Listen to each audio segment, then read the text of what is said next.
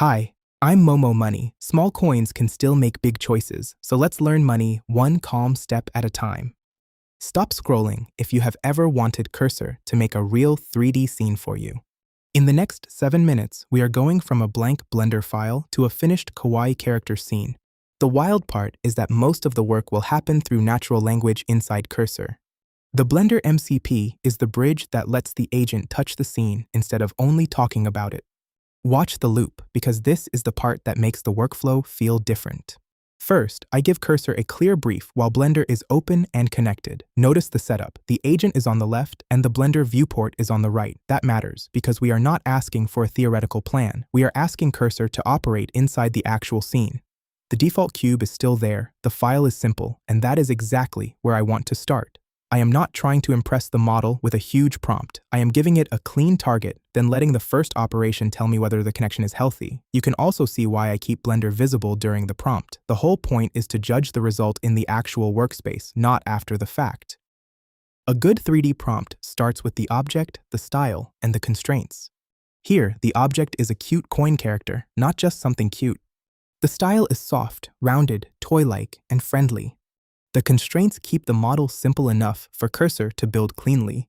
Now watch the first real pass appear in the Blender viewport. This is the moment I care about most in the beginning. The model does not need to be perfect yet, it just needs to prove that the bridge is working. Cursor is creating the main coin shape, adding the soft face, and placing the small decorative pieces around it.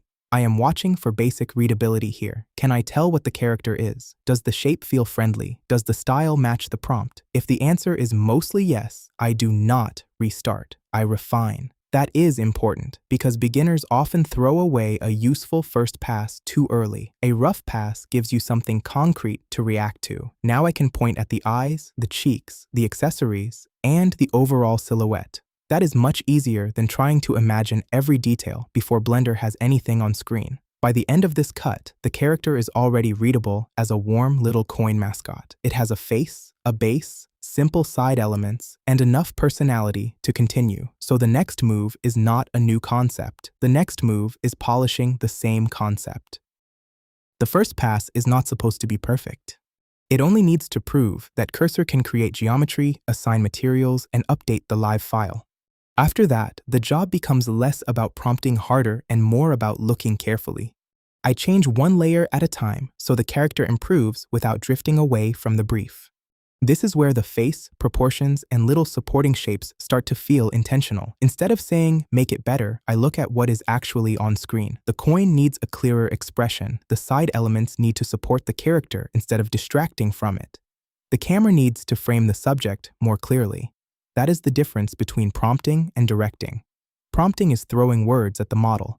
Directing is noticing the frame and asking for the next useful change. I also try not to stack too many requests at once. If I ask for new eyes, new props, a new camera, and a new lighting setup in one message, I make it harder to know what helped. Small changes make the scene easier to control. In this cut, I am watching the character settle into its look. The face becomes more expressive. The blush reads more clearly, and the little cloud shape starts to feel like part of the design language. The scene is still not final, but it now has a point of view. That is the moment where I start thinking about the environment around it. Once the character works, stop thinking only about the asset and start thinking about the shot. A finished frame needs a floor, a backdrop, props, lighting, and a camera. The viewer does not see your whole Blender file. The viewer sees the camera frame, so that is the frame we polish. Now the character becomes a small, staged world instead of a floating object. This is where a lot of AI demos fall apart because they stop at the asset. A finished image needs a place for the character to live, so I am looking for the floor plane, the backdrop, the camera frame, and the soft background shapes. The goal is not to make Blender complicated. The goal is to make the final camera view feel intentional. If a prop does not help the frame, it should be simplified or moved out of the way. I want the coin to stay the hero of the shot. Everything else should create context, depth, or softness around it. That is why the background is simple, the floor is readable, and the camera stays focused on the character. Notice how the white backdrop gives the face more contrast. The tiled floor adds scale without stealing attention. The pastel shapes on the sides make the frame feel designed, but they are not competing with the subject. This is the kind of staging that turns a generated object into something you could actually use in a video. Before the final render, I ask for the practical things that make the output usable. That means camera position, render settings, lighting clarity, and a scene that reads at a glance. This is the moment to slow down because a messy final frame makes the whole demo feel weaker.